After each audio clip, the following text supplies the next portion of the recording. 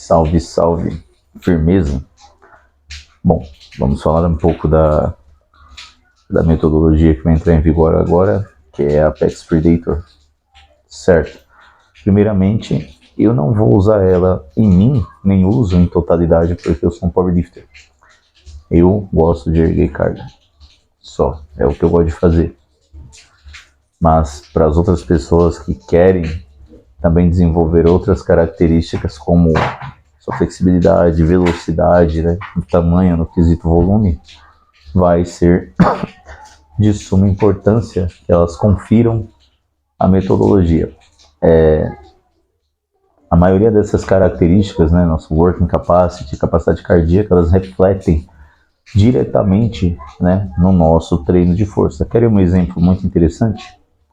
Vocês me veem ali, tem vídeos ali meus fazendo 235 kg de terra X10, 240 kg no terra X8. E se vocês observarem a velocidade angular da barra, vocês percebem que eu não estava fazendo força. Só que não obstante eu parei. Esses sets eram sets que levavam a nomenclatura de AMRAP, ou seja, as many reps as possible. Ou seja, como se fosse uma falha do powerlifter visando a nossa capacidade de trabalho. Só que a falha do powerlifter é quando a nossa técnica ela sofre alguma ruptura. Ou seja, se eu tivesse realmente muito cansado, começasse a perder a forma do movimento, ele saísse mal feito, muito fora do padrão motor, eu ia parar, mesmo que eu ainda tivesse força. Entretanto, o que me obriga a parar esses movimentos é simplesmente a minha capacidade cardíaca / respiratória, que não dão conta de sustentar o processo. Mas se você observar a velocidade angular daquela barra, dá pra gente saber que eu conseguia fazer 12, 13, 15. Era só querer. E essa é uma das premissas que eu testei e que eu também coloquei em pauta na Apex Predator. Pense assim, você quer ser um ser humano forte? Tá, eu também quero muito ficar forte. Entretanto, você quer ser um ser humano forte, você quer ser uma baita de uma empilhadeira, mas com a lataria de uma empilhadeira? Eu não creio. O ideal é que você seja um ser humano forte, mas com a lataria de uma Ferrari. É assim que a gente mais ou menos quer pensar, ou seja, eu quero um corpo forte, mas um corpo que apresente uma determinada estética e que eu consiga descer um lance de escada sem estar ofegando, que eu consiga subir sem ofegar, que eu consiga correr atrás do meu filho, a minha filha, sem me cansar, que eu consiga brincar com os meus filhos sem me cansar, que eu consiga fazer uma corrida, que eu consiga fazer uma atividade fora do contexto do treinamento de força. Porque na realidade em que eu me encontro, com dor aqui, dor ali, por causa dos treinos pesados, tem atividades que realmente eu não vou mais conseguir fazer com excelência e que são coisas comuns no ser humano.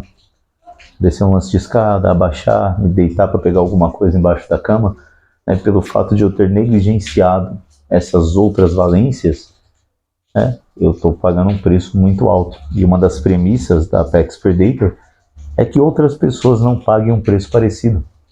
Que elas treinem para ter força, que elas treinem para ter agilidade, para ter velocidade, para ter uma boa capacidade cardíaca, que elas treinem para conseguir gerar bastante potência dentro dos levantamentos dela, porque todas essas características que eu citei têm algum envolvimento intrínseco dentro do treinamento de força.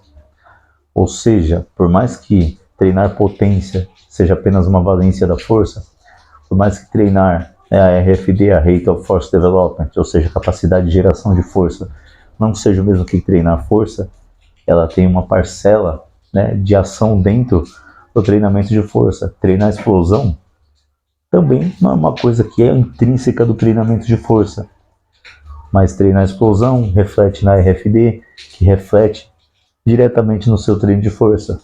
Ter uma boa capacidade cardíaca e respiratória reflete, por exemplo, na sua tolerabilidade a volume, que reflete no resultado da acumulação de volume do seu treinamento de força.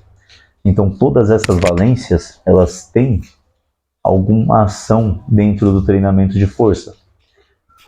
E o que a gente vai fazer com essa abordagem é sair do que é comum.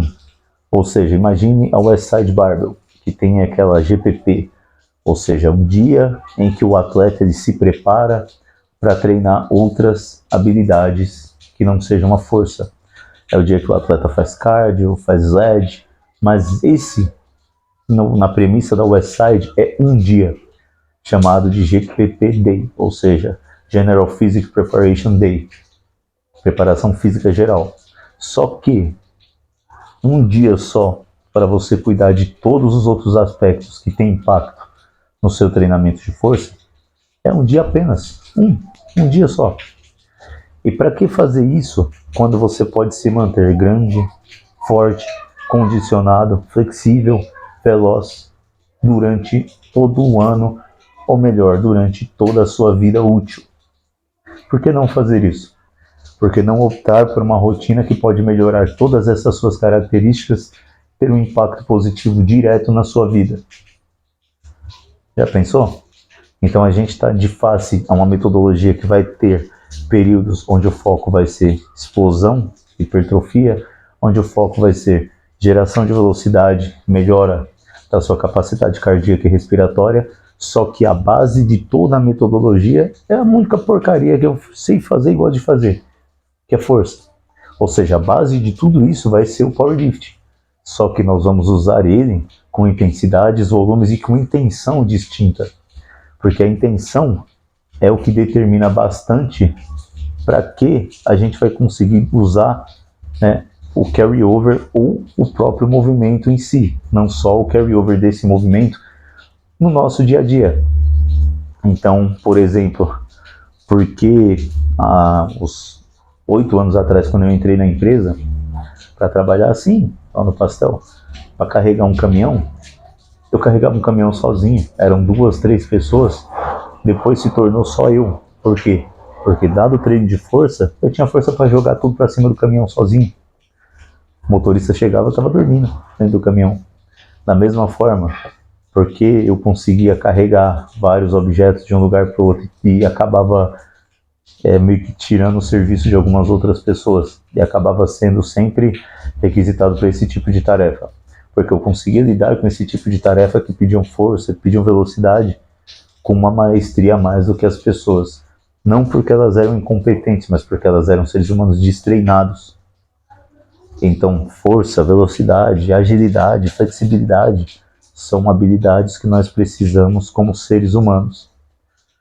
Seja para o nosso treinamento, para o nosso objetivo, seja para nos defender a nossa família, ou tudo que for ligado ao uso das nossas capacidades físicas em detrimento da nossa sobrevivência. E como diz aquele tiozinho lá, né, o Charles Darwin, não é o mais forte que sempre sobrevive, mas sim o que melhor se adapta às mudanças. E essa é a premissa da nova metodologia que eu estou oferecendo a vocês. Sejam muito bem-vindos, aproveitem, boa sorte e tentem não morrer.